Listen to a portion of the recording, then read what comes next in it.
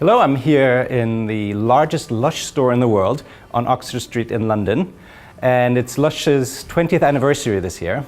And I'm here with Tanya, who's been with the brand for 5 Christmases. That's how she counts her time. Yes, absolutely. What made you join LUSH in the first place? So I decided to join LUSH because I've come from a performing background where you always have quite big personalities, and I knew that LUSH really embraces that and you as a person.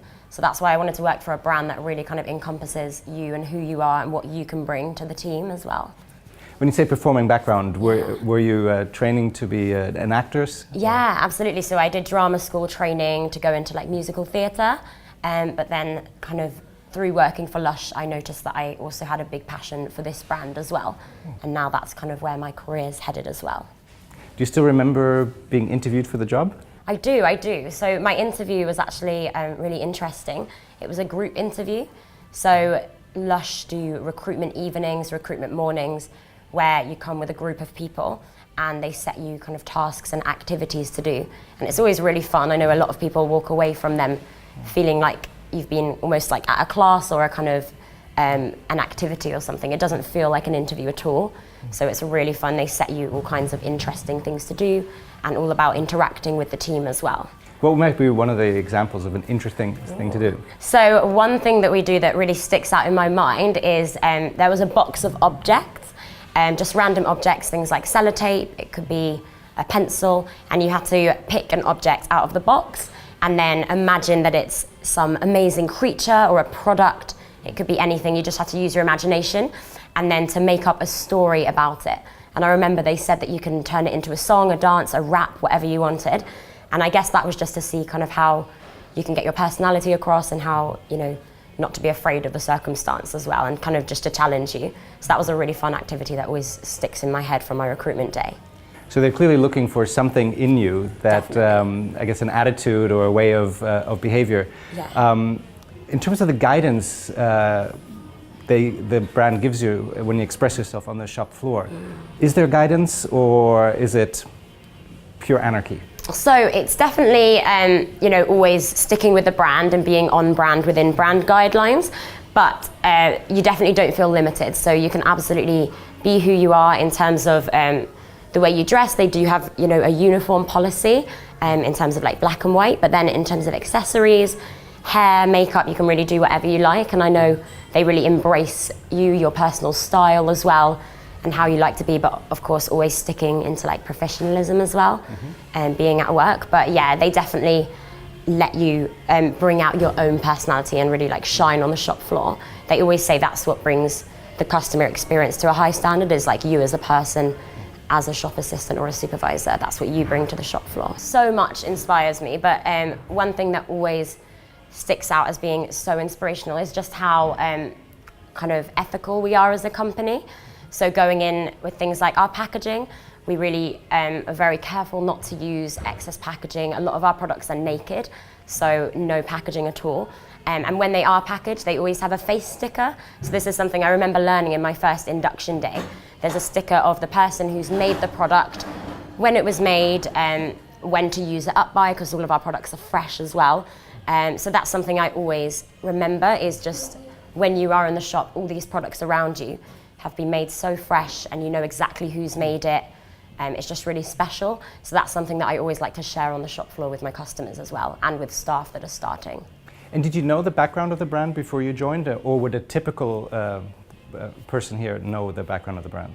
So not necessarily. When I first started, I was a big fan of the brand in terms of I used lots of the products. I loved shopping at LUSH, but I didn't really learn too much about the brand until I worked for LUSH. Although a lot of customers do get to know brand values and things like that through their experiences on the shop floor. Me personally, I found that I learned that mostly working here, and then I learned how to share that with our customers as well, so that they go home understanding the brand as well. So what would be a brand value and a behavior that you share with your customer that demonstrates that brand value? So a brand value, for example, could be fresh and handmade, which is something that encompasses the brand as a whole.